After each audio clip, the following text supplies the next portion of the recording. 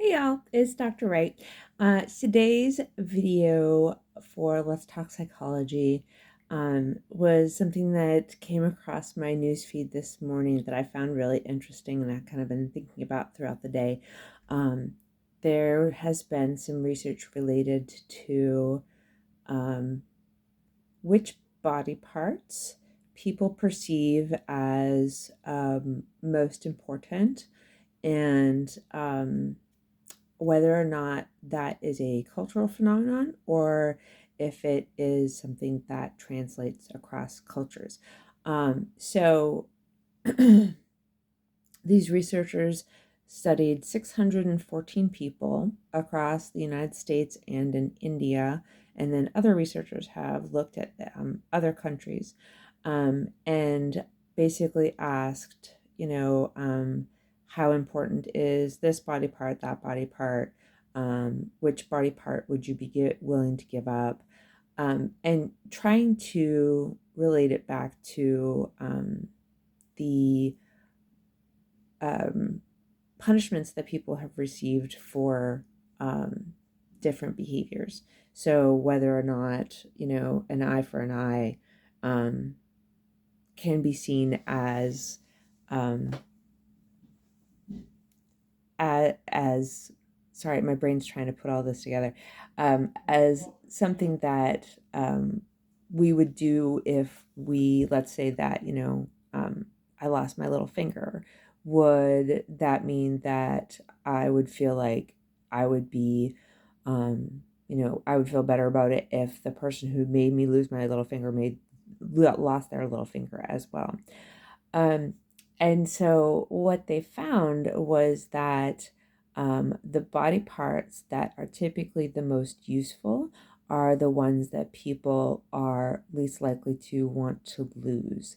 And so, for example, um, that people found that, or the research found that losing both of something, so both of your feet, both of your hands, um, is more important than losing one of something, so one of your feet or one of your hands.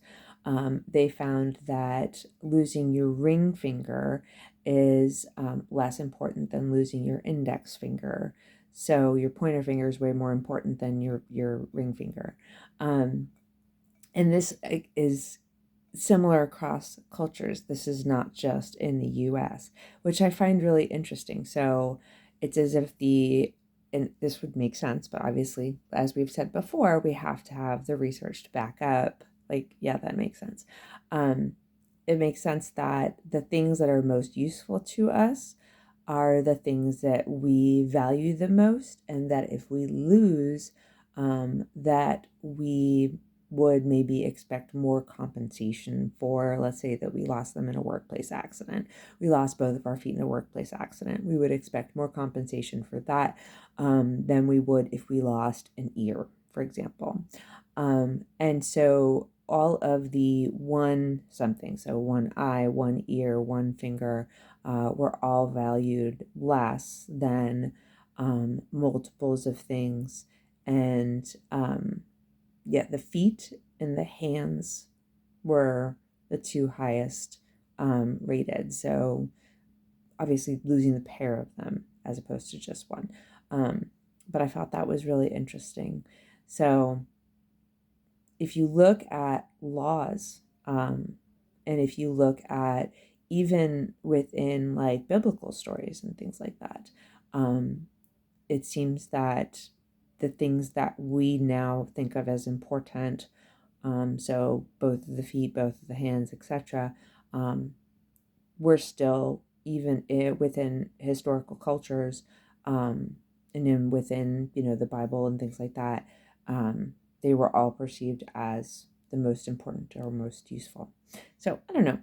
Random stuff that I think of, but human brains perceive that having two of something is important, and your feet and your hands are apparently the most important, which I guess in terms of mobility, um, people think that it would be harder for them to do stuff without having both of something, and so they think the loss of those would be more important than, for example, one ear or one finger.